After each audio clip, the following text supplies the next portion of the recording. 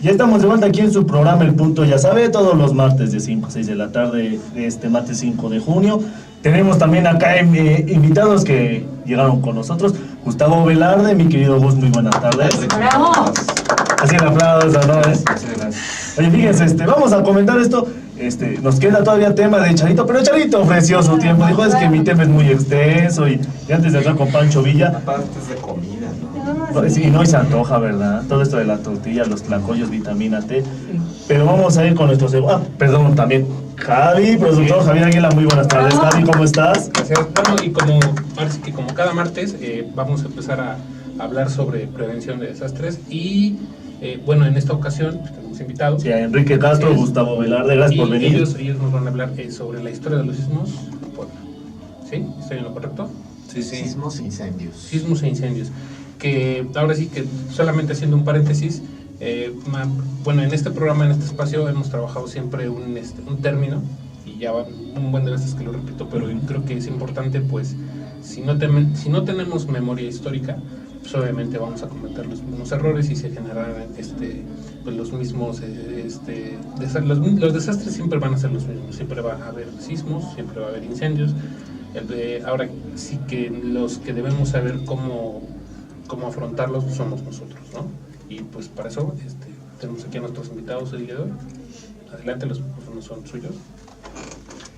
Es que como bien dices, es importante la historia y es lo que vemos en nuestro campo del Facebook, que es el Puebla Antigua, que es revisar lo que es la historia y en base a eso nos damos cuenta de las cosas como han sido y cómo pueden ser mejoradas, porque tienes el trasfondo histórico y los errores que ha habido. Por ejemplo, en el aspecto del tema que traemos, de la cuestión de prevención de desastres,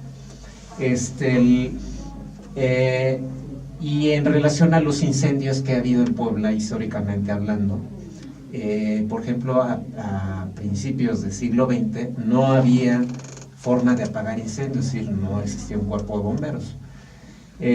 Todo esto del tema de los sismos también está relacionado con los incendios, porque siempre que se sucede un incendio, siempre hay la posibilidad de que sucedan. Y en el caso de este tema, pues sucede que nunca hubo por siglos un cuerpo de bomberos. De hecho, los bomberos fue un fenómeno del siglo XIX y llega hasta Puebla a principios del siglo XX con el primer cuerpo de bomberos en 1904, después de algunos importantes incendios que hubo en Puebla, como el del Teatro Principal y el de la Plaza de Toros, el de la Tres Paseo Bravo, Poniente, claro, y la 11. Esos incendios que fueron devastadores y fueron de llamas que llegaron a la vista de todos los poblanos, pues se vio la necesidad, aparte de que todos los años suceden incendios y ha habido incendios y en esa época no estaba exentos, aparte de que había muchos lugares donde había depósitos de materias primas como madererías y cosas de esas que la verdad pues sí era lo habitual, los incendios. Y ¿cómo se apagaban? Pues con cubeta. Había incluso en muchos lugares arena, que cuando aparecían los incendios, pues se echaba eso, ¿no? Y ya existían las bombas. Todavía. Sí, bueno, sí, todavía por ejemplo, las gasolineras todavía en los estacionamientos. En los años 30, 40 había arena. Para qué curioso, apagar ¿no? incendios, claro. La guardaban en toneles y rápido. Es un elemento muy útil, a falta de cosas hasta la Coca-Cola, técnicas. don Gustavo. Sí. Bueno, ese no lo sabía que tan reciente. Apaga incendios, sí. La Coca. Mira, pues sí, pero lo que se usa es el agua, ¿no? Lo que debe ser el agua y el agua a presión. Y esto de las bombas, que ya existían en ese entonces, pues aparecieron en las fábricas. En las fábricas sí tenían sus equipos de apagar incendio, pero no había un cuerpo de bomberos El primer cuerpo de bomberos vino de México, de un señor llamado Albino Serrano. No. Fíjate, don Albino se interesa porque en la Ciudad de México se empieza a formar el cuerpo de bomberos, se capacitan, sí, se capacitan y don Albino va a esa capacitación. Entonces se queda con la copla y se viene a Puebla a platicar con el presidente municipal. Claro. Habla con la autoridad, habla con el presidente municipal y le dice la importancia que tiene tener un cuerpo de bomberos para la ciudad. Entonces, él es el encargado de traer toda la idea y todo el concepto de un cuerpo de bomberos, ¿no? Que tuviera capacidad física, que tuviera conocimientos e información de los diferentes tipos de incendio, de cómo se combatían, con qué elementos. Por eso es que platicábamos de la arena. Después el agua. Ahora, bueno, hay toda una industria y combatir incendios se puede hacer de manera especializada, ¿no? Por ejemplo, pero fíjate que don Cordero, el profesor Cordero Torres nos dice que el señor Albino Serrano, cuando instaló que él solicitó y propuso al ayuntamiento se instalar el primer cuerpo de bomberos, que fue con 4 personas, nada más. Claro. Era el comandante y los bomberos. Y 2, 3 ayudantes. Y bueno, eso fue en 1904 hasta 1910 que estuvieron en el rastro ahí junto al río San Francisco. En San Jerónimo. En San Jerónimo, lo que es junto la clínica a la Plaza 2, de Toros. Ahí estuvo lo que fue la Plaza de Toros San Jerónimo, por eso esa calle se llamaba San Jerónimo. Exacto. Ahí estuvo el rastro y les dieron un espacio chiquito ahí para que estuvieran esos bomberos. Después, en 1910 ya el gobernador se compadece del cuerpo de bomberos y les da una bomba. Siempre ha sido una dependencia olvidada. Nunca han tenido un presupuesto, si no propio, digamos que generoso para los menester, pues, de ese grupo de auxilio. Y poco a poco se van equipando. Exacto. Compran una bomba que era manual. Entre esos años, de 1904 a 1910, no tienen con qué apagar un maldito incendio. Tenían el cuerpo, pero no había batería, el cuerpo, ¿no? Había con qué. A lo mejor sí tenía el agua, pero las bombas las iban a pedir prestadas. Las pedían prestadas a las fábricas textiles. Entonces tenían, por ejemplo, si el incendio era por la 11, por el lado poniente, entonces la fábrica más cercana de ahí les daban la bomba. Entonces iban por la bomba primero. Pero también no todas las fábricas tenían bomba. Mira, por ejemplo, eran las mejores. Cuando es el incendio del Cine Guerrero, ahí en el portal, junto al pasaje del ayuntamiento, los bomberos estaban apoyando una corrida de toros que estaba en ese momento, en esa tarde. Entonces empieza el incendio, en lo que les avisan a los bomberos, y van a Covadonga, ahí por donde está la carretera Fábricas, en la salida a Tlaxcala, por ahí. Los de la fábrica de Covadonga tenían una bomba. Entonces prestan la bomba. Imagínate lo que tardaron en traer la bomba para combatir el incendio. Pero bomba se oye mucho, es un tanque. Un sifón, claro, manual. Manual, órale. Ya piensan que como los yucatecos bomba, ¿no?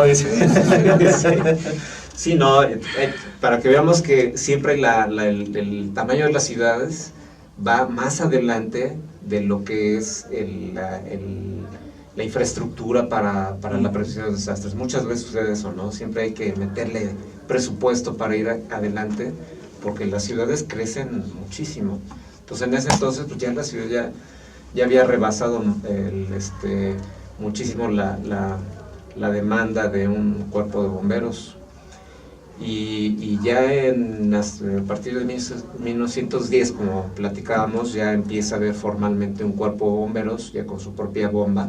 Incluso hay fotos que hemos subido en Puebla Antiguo, en Facebook, de ese primer cuerpo de bomberos, que después ya se le empieza a dotar, pero siempre fue un cuerpo de bomberos que solamente servía para que los incendios no se propagaran, no para apagar los incendios propiamente. Sí, como un cuerpo especializado. Sí, ¿no? digamos, llegan y apagan en ese momento. No, era para evitar que se propagara, le pasara lo que San Francisco, ¿no? Que fue el gran terremoto, sí, claro. Y toda la ciudad se quemó. El gran incendio. El gran incendio de San Francisco. Entonces, esa era la función primordial. De ahí el apagón. Los bomberos. Oye, también hay que decir de los bomberos de de Puebla es que en algunas actividades del ayuntamiento participan los bomberos lavando, sí, que no deberían, al no desagüe deberían. No son cuando sus había funciones. inundaciones. Bueno, pero era un cuerpo de auxilio que presupones tenía la capacidad o la capacitación, como ahora se le llama, para acudir a este tipo de eventos, inundaciones. En tiempos, digamos, modernos, ¿no? De esta Puebla antigua que platicamos en Facebook y que hay gráficas, hay fotografía, el cuerpo de bomberos ayudaba a derratizar el Mercado de la Victoria. Si había algún accidente importante, pues, en la carretera o en la ciudad, los bomberos acudían al auxilio. Quitaban propaganda electoral. Salvaban el drenaje. Después de las elecciones, Sí, claro. pobres bomberos. Ahorita les va a tocar después del 1 de julio, ¿no? Entonces, Eran unos contingentes, el de bomberos, el grupo de bomberos cuando desfilaba el 20 de noviembre, pues de los más aplaudidos. Y hubo una época, hay una fotografía ahí en Puebla Antigua, en la página de Facebook. Sí, porque hemos de decir que el cuerpo de bomberos que estaba junto al río, en San Jerónimo, después se pasaron al Paseo Bravo. A San Javier. Lo que es San Javier, esa iglesia, que no es iglesia, que está pegada a la penitenciaria, ahí estuvo el cuerpo La esquina de Reforma y la 13. Primero salían de la puerta de la iglesia. Claro. Nosotros ahí decía cuerpo de bomberos, pero después se trasladaron a la bolsita. ¿es ahora donde está el Museo del Ejército de ese lado? No, juntito. Donde está el Museo del Ejército. Ajá. Es la escuela. Ajá. Junto, donde era la penitenciaria. Ya, sí. Y luego si pasabas por ahí de niño, Richard, Rosario, ahí sobre la 11, Ahí veías los camiones. ahí salían los camiones. Las pipas. Ahora ya está. Y estaba el tubo. Están cegadas esas De los salidas, bomberos. pero de ahí salían los camiones del cuerpo de bomberos. Ahí fue la tercera estación de bomberos que hubo en Puebla.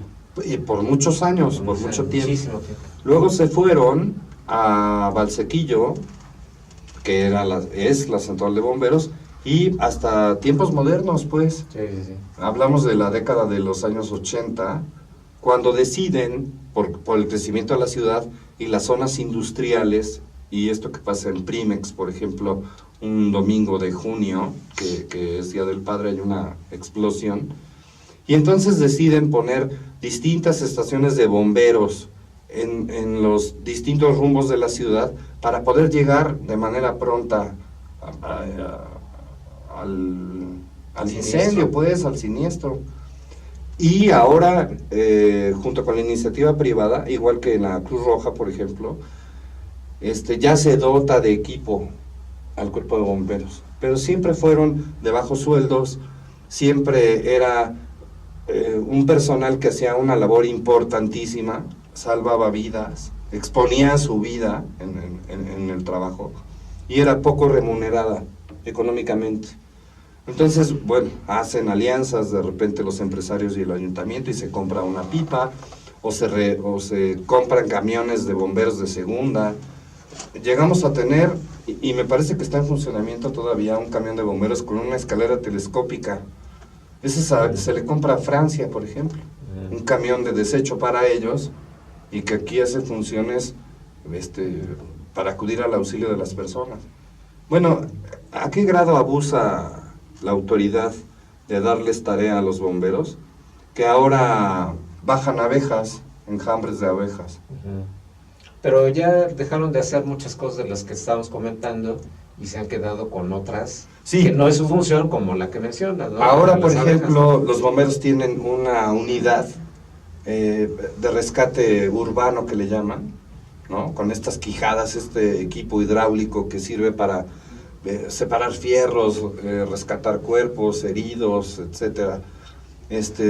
Tienen paramédicos, socorristas, o sea, ya personal especializado en urgencias médicas, en el traslado de heridos, etc. Una función que veo muy importante es la de ir a verificar en las empresas, los negocios, que cumplan con los requisitos mínimos, sí. Las medidas de seguridad.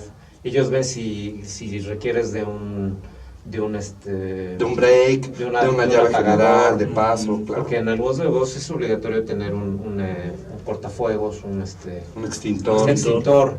Entonces te dicen dónde ubicarlo y obviamente que también cumplas con esas normas y ellos son los indicados, bueno, son los que encargados de ir a vigilar eso. Me imagino que, por ejemplo, aquí donde estamos en una vez han de haber venido a revisarlo. Entonces, en todos lados tienen... Hay rutas de porque ellos son los expertos en incendios, entonces inmediatamente saben dónde puede haber lugares, donde debe haber extintores, donde puede salir... Pero además los extintores son ya especializados. Mira, hay un polvo que se llama ABC y ese apaga distintos tipos de fuego. Hay otro extintor que se utiliza para este tipo de equipos que se utilizan en la radio, donde, bueno, si surge algún fuego ahí, se echa ese químico y se extingue el fuego sin afectar lo demás del inmueble. Sí, y también verifican que los tengas al día, porque tiene una caducidad. Sí, claro. Al año yo creo que ya no... Y en referencia a ¿qué sismos recuerdan ustedes o que tengan conocimiento en Puebla, de lo que estamos comentando? Siempre hemos platicado... De algunos de los primeros que ustedes... Siempre hemos platicado uno muy interesante que estuvo en riesgo, el acervo histórico de que fue uno que ocurrió en el pasaje del ayuntamiento. Es el 15 de junio ahí tienes la fecha de 1999. No, pero en donde estuvo en riesgo el archivo municipal. Bueno, es que en este de 1999 es cuando la mitad del Charlie Hall, ¿no?, del Palacio Municipal, se viene abajo. Mario Marín sale como ratón en panadería y tienen que reconstruir prácticamente medio palacio, ¿no? 19 años se cumplen, ya estamos a en 1999. Entonces salió corriendo a Marín. Sí, todo lleno de polvo. Haz de cuenta que se le había caído el payaso encima al enanito. Como ratón Crispín. Y bueno, mira, de los sismos que a mí me tocaron y que tengo memoria, es el de 1973. Cuando cae el templo del Perpetuo Socorro, aquí en la 27 Poniente. Yo vivía muy cerca de ahí, vivía a 3 calles. Es un sismo muy fuerte. Hay una afectación importante en Ciudad Cerdán, en San Andrés Chalchicomula. Y eso de alguna manera le da a las personas, sobre todo, por ejemplo, a los estudiantes de medicina, a las personas que participan en la Cruz Roja, en rescate y primeros auxilios, les empieza a despertar una conciencia. Y entonces hay estudiantes que proponen en su tesis la necesidad de estar prevenidos ante este tipo de eventos. Luego en el 85, por supuesto que nos sorprende a todos el terremoto en nuestro país, y lo que parece increíble es que en 30 segundos el país se ve paralizado y se ve ciego, sordo y mudo ante el mundo, ¿no? Porque no estábamos preparados. De repente la televisión, al que estábamos acostumbrados a tenerla prendida todo el día, se va la señal. El único medio que ayuda y que está en disponibilidad de pasar mensajes, de platicar qué iba pasando y todo, es la radio. Y a partir de eso, cómo, por decirlo, la población, las personas se organizan sin tener un jefe y una dirección, y entonces una señora se dedica a hacer tortas y la otra señora se dedica a llenar bolsas con agua que se pueda beber, a comprar garrafones, la otra se pone a recolectar cosas para primeros auxilios, cosas muy simples como una botella de alcohol o una caja de gasas, una caja de Kleenex, papel sanitario, etcétera. Y entonces eso despierta la conciencia de las autoridades del Estado y se crea protección civil, ya con planes, con actividades. Empieza a participar la Secretaría de Educación Pública y con su ámbito, pues, con todas las escuelas, y empiezan a instalarse alertas sísmicas, empiezan a hacerse simulacros, se empieza a incluir esta materia de prevención a los chavitos desde el jardín de niños. Seguramente a ti, Ricardo, cuando ibas en la secundaria, en la prepa, ya te tocó participar en simulacros, Sí. saber qué hacer, no corro, no grito, no empujo. ¿Tú crees que a mí eso me lo enseñan en la escuela? En mi colegio el día que temblaba era, sabes, el que pueda. Y lo más que tenías de información era, párate en el quicio de la puerta. ¿A poco no? Porque es un lugar seguro. Pero bueno, es algo que no pueden predecir, obvio.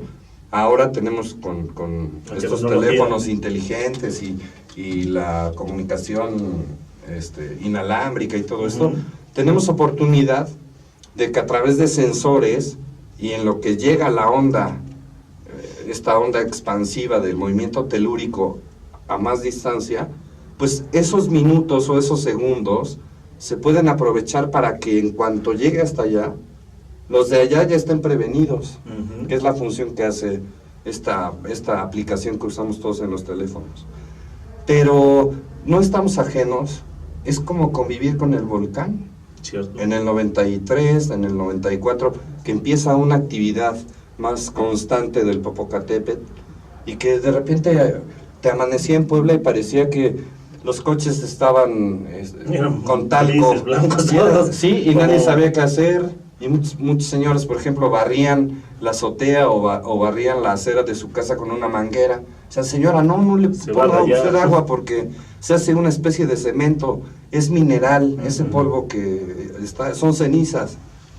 Entonces aprendimos a barrer y a guardar en bolsitas. Pero yo opino que jamás vamos a estar listos para un desastre No, mayor. porque además te sorprende. Sí, o sea, no y es algo aparte que también, se pueda predecir. nos tiene que agarrar una situación próspera en los países, porque como sucedió en el 85, en donde estábamos en la mitad de una crisis económica muy fuerte, el gobierno no tuvo la menor no tuvo oportunidad poder y reacción. poder de reacción. No. Quedó totalmente rebasado a las autoridades. Entonces, la situación también tiene que ver, aparte de estar planeada, tiene que ver un buen presupuesto y pues, precisamente para meterle a lo que viene, porque son días y días y semanas y quizá meses, ¿no? Después hay que rescatar a la gente en cuanto a sus viviendas y vaya. Fíjate, de la información que podemos rescatar sobre sismos o la historia de sismos importantes en nuestra ciudad, sobre todo, es un trabajo que hace don Enrique Cordero y Torres. Y dice don Enrique en efemérides, es decir, en redacciones muy breves y muy cortitas, el día, el año, y logra decir, por ejemplo, que un 30 de julio hay 2 temblores, el mismo día tiembla 2 veces, y ahí se ven afectados el templo de la Santísima, el templo de Santa Clara, pero es lo único que sabemos. O sea, no dice el daño fue en la torre, el daño fue en la cúpula, no. Es información muy simple la que existe. Hay otro, en sus efemérides de don Enrique, podemos encontrar que hubo una temporada hacia 1895, o sea, a finales del siglo XIX, que toda la zona de Tehuacán, por ejemplo en agosto, llega a temblar 2 y hasta 3 días seguidos, 11 y 12 de agosto de 1895. Entonces, imagínate la incertidumbre de la población, donde no había medios de comunicación, bueno, no masivos, pues, entonces... No era tan instantánea la comunicación como lo es ahora. No. Eso pasó en el 85, que se cae un canal de televisión, una antena de un canal de televisión, se caen centrales telefónicas y el país se queda paralizado, mudo, sí. Y se queda sordo. Entonces la información que de repente se llega a conocer en Europa era que la mitad del país estaba devastado. Sí, imagínate la angustia y el mal rato que pasan familiares y todo de personas que vivían en la Ciudad de México y que nadie sabía ni por dónde.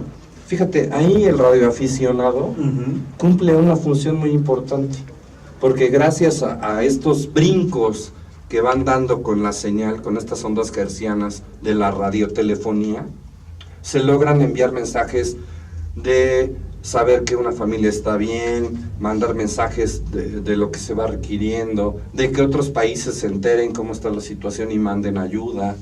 Pero como siempre ocurre en nuestro país, mira, mandan ayuda, por ejemplo, de Suiza, o traen unos perros especialistas en rescatar personas debajo de los escombros, y se chingan un perro.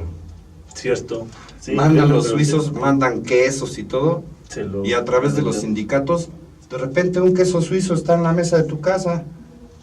¿Qué hubo? Pues no era para las personas Cierto. que se iba a ayudar. O luego, O sea, eso nos pierde, de sí. verdad nos pierde como población, tener este tipo de actitudes en asuntos y en cuestiones que son tan serias, ¿no? Creo que sí hemos avanzado. La generación, mi generación no le tocó esta cultura de prevenir, no le tocó esta cultura de los simulacros y todo, pero los chavos ahora, bueno, pues ya traen otra cosa en la cabeza, utilizan otras herramientas. Cierto. Y eso, bueno, nos tiene que beneficiar y nos tiene que sacar una parte buena e importante, ¿no? ¿Tú crees que, bueno, del 73, del sismo que comentaste, al del 85, hubo algún cambio? ¿Alguna medida de prevención importante? A ver, del 73, para mí fue muy impactante porque yo era niño, yo vivía en un edificio, que por cierto en este último sismo se vio afectado, ahí en la 25 Oriente y la 4 Sur. En el sismo del 73 no se afectó el edificio, había anuncios espectaculares en prácticamente toda la 25, pero bueno, solo cae el Templo del Perpetuo Socorro y la mayoría de las personas afectadas viven en Ciudad Cerdán, en San Andrés, porque ahí fue una zona importante. Entonces, la respuesta de la autoridad y todo es muy simple, es muy sencilla. Ahí el párroco, en ese tiempo era don Ricardo Riquelme, hace hasta lo imposible por recuperar, o sea, atraer fondos y reconstruir el templo, que es el que ahora conocemos, ahí en la 27, atrás del Colegio Benavente. Ahora, el terremoto del 85, fíjate, a mí me toca cuando yo ya estoy en la universidad, cuando estoy en la Ibero. Entonces, los que estudiábamos comunicación, entre ellos mi buen amigo Agustín Ugarte, hicimos un centro de comunicación donde teníamos la posibilidad de tener monitoreado a través de la televisión, a través de la radio, a través del periódico y todo esto, qué se necesitaba y dónde. Y todas las iberos, así como se juntaban para hacer los interhuías, pues así nos juntamos para mandar víveres para algunos estudiantes, por ejemplo, también de la Universidad de Puebla, de la UAP. Hacían brigadas y bueno, pues se iban a la Ciudad de México a ayudar a integrarse a los equipos que estaban en tratar de rescatar el mayor número de personas con vida, y las otras ayudar. O sea, era tan importante y tan valioso era un paramédico o una persona en urgencias médicas, como el cuate que ayudaba a dirigir el tránsito, como la señora que te digo que con un garrafón llenaba bolsas de plástico con agua, las amarraba y al que iba pasando, que sabía que era voluntario o lo que sea, pues se la daba para que pudiera beber agua, o le entregaba un suéter. Entonces, ahí la respuesta de la población, como vimos el año pasado, ¿no? Con este sismo que también nos sorprendió, sí, y que tuvo consecuencias, también vimos que la respuesta de los millennials, ¿no? de esta generación de chavos, pues también fue importante. Sí, claro. Decíamos que los millennials estaban ocupados en sus jueguitos, pura tecnología, y que tenían un montón de condición física de los pulgares, pero no, ya nos demostraron que también si hay que echar para adelante, también lo van a hacer, ¿no? Es que también hay que ver si la afectación es en propiedad privada, que bueno, ahí que hay toda una serie de mecanismos, casi como que ráscate con sus propias uñas, a que el desastre haya sido en un edificio público, en una iglesia. Y hablando de este aspecto, a Puebla le ha repercutido mucho el último sismo, sí, en los edificios históricos. La casa de Alceñique. Ahí es donde yo he visto una evolución en cuanto a la coordinación de las autoridades, que sí se han puesto las pilas desde la experiencia del 85 a cómo saberse coordinar, porque hay varias entidades que participan. Desde el INA.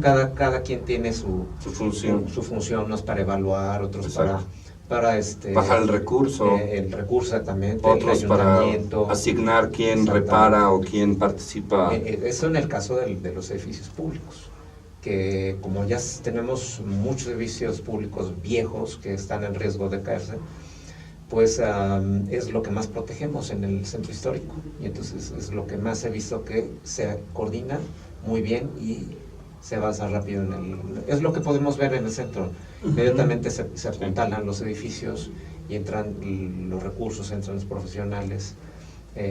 También en el aspecto de los profesionales, los arquitectos ya especializados que han estudiado precisamente este aspecto de la restauración en casos de desastres.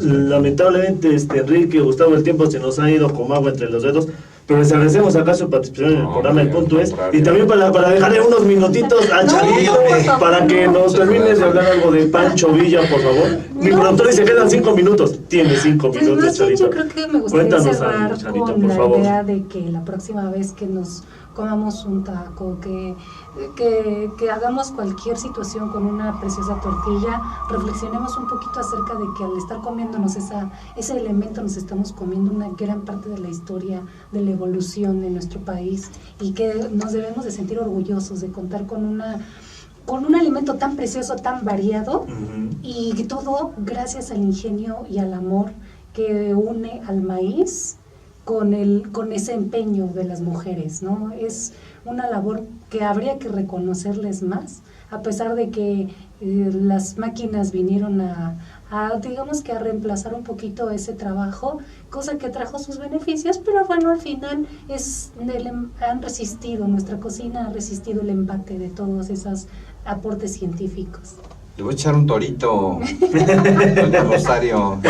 ¡No! Dígame el apellido de la persona que inventó la primera tortilladora. Fue don Luis Soto, no me acuerdo el segundo apellido, que de hecho cuando contaba con solamente 19 años, llamó la atención del presidente de entonces, don Porfirio Díaz, porque contaba con, digamos que con cierto talento, y lo que le sorprendió a don Porfirio fue que él lo que le presentó en ese momento fue una selladora de timbres postales. Entonces eso le dio la oportunidad. Era de pie. Sí, una y tortilladora.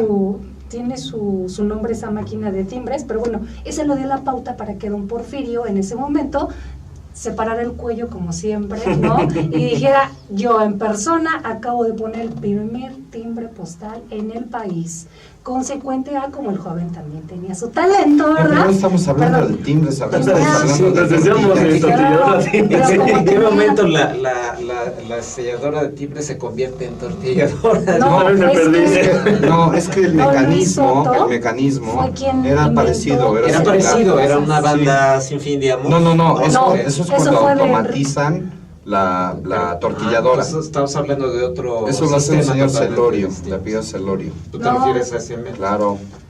Mecánico. Se llamaba igual que tú, de hecho, se llama Enrique, y aquí lo traigo. Pero eso ya sería muy posterior. Y eso sí, claro. Sin fin. En lo que concluyen puedes buscar si quieres la respuesta. Y a don Gustavo le voy a echar un torito. A ver, antes de irnos, ahí ahorita. ¿Dónde estuvo la primera tortillería? En Puebla, pero tortillería con una máquina automática para hacer tortillas. Pues mira, yo ahora sí que adivinador, yo podría decir que en el Mercado La Victoria, ¿no? Porque no lo sé. No. Pero pienso que fue en el Mercado La Victoria.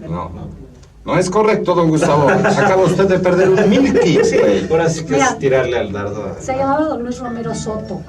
Don Luis Romero Soto fue quien inventó eso porque partió de esa premisa.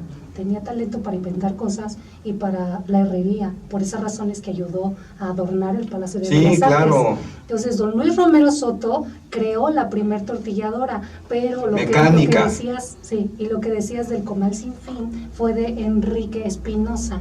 Y entre los dos, ya cuando juntaron, quien hizo el poblano genial lo que creó fue la maquinita esa para hacer tortillas que a la fecha usamos en todas las cocinas. Él fue el inventor de esa maquinita. Fíjate, lo que me hace recordar es estar esperando a la famosa cola de las tortillas, y mientras escuchar una y otra vez ese ruidito de Que ya no le he oído. No, pero es que una máquina de tortillas originalmente solo, o sea, te servía para darle forma a un pedazo de masa. Luego es la máquina donde se hace la tortilla y sale ya perfectamente para que te la puedas comer. Oye, ¿y no recuerdan ustedes que esperando tu kilo, tu medio kilo de tortilla para comer en ese momento, te distraías viendo cómo funcionaba esa máquina? ¿Cómo entraban? No, el desperdicio de la masa, cómo lo volvían a meter. En la máquina, ¿no? Toda la masa. Había un salero, Ricardo, había un salero junto a la báscula. Entonces te pesaban el kilo o el medio kilo y junto había un salero, porque los niños, o a los niños, les ofrecían de la tortilla que estabas comprando, le decían, órale, toma tu tortilla. Entonces ya sale el salero, así comía su taco, ¿verdad? Sí, así es. Eso era muy común. Sí.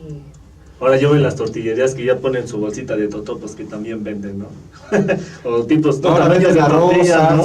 Sí, también. Y ven que también están diversos tamaños de la tortilla, ¿no? En esa primera horneada, se puede decir, de la tortilla, o cocida, todavía tenías que regresar y darle otra quemada a la tortilla. Porque si se enfriaban, quedaban como crudas, ¿no? Pues quién sabe en qué tortillería compraban los de tu casa, pero en la mía salían para comerse. No, calientitas salían para comer en ese instante, pero ya si se enfriaban tenías que devolverlas a... Sí, claro, aguantaba un recalentón. Antes de irnos, ¿con qué concluimos, Gustavo, Enrique, Charito? Agradeciéndoles acá su visita aquí a El Punto Es. La agradecida soy yo. Y, por favor, visítenos en... Échate el comercial, claro, sí, adelante. Visítenme en el programa de México, Pasión, Música y Cultura, donde abordamos este tipo de programas, este tipo de situaciones, de lo que es la identidad como mexicanos, ¿no? De que somos herederos de una gran historia musical, culinaria, y que en donde convergen tantas culturas y tantas personas tan diferentes que nos hacen hasta cierto punto hermanos, ¿no? Nos hermanan muchas costumbres y usos en la humanidad, como para que dejemos de ver al otro como si fuera un completo extraño o peor, como un enemigo, ¿no? Entonces, el conocer todo este tipo de temas, digamos que nos hacen un poquito más, nos hacen sentir esa unidad como seres humanos. Entonces, ahí estoy. Todos los lunes. Habla como cositas la de Canal 5, ¿verdad? Espacio de cositas. Muchas gracias, Charito. Gus, por favor. Pues muchas gracias por la invitación y pues que... Luego nos organizamos de nueva cuenta, ¿no? Sí, cuando gustes. Ahí reagendamos. Sí. Enrique, muchas gracias también por estar aquí. Ricardo, muchas gracias. El punto es que me da mucho gusto participar en este espacio. Gracias al joven que está ahí. Chapu, para los cuates, César. Y a esta, que es mi casa, a esta Escuela de Comunicación y Ciencias Humanas, que, bueno, pues conozco. Yo creo que tú ni habías nacido, Ricardo. No, ¿en qué año fue cuando viniste la primera vez o cuándo? En el 80 y... ¿Cuándo fueron las Olimpiadas de En el Seúl? 88 no, yo soy del 86. 2 años, pero Seúl 88. Entonces en el 86, En el 87. Cuando empieza eso, claro. Y a mi querido Agustín, hasta ahí te mando un abrazo, mi amigo. Javi, muchas gracias también por haber estado. Yo sé que empezaste el programa, ya te fuiste a chacotear, pero gracias también por haber estado, productor Javi. Y también acá nuestro productor en controles, César Rodríguez Chapo, muchas gracias también por estarnos operando. Nos estaremos escuchando el próximo martes 12 de junio. Gracias a todos, Enrique, a Gustavo, a Rosario, a Javier. Muchas gracias y hasta pronto.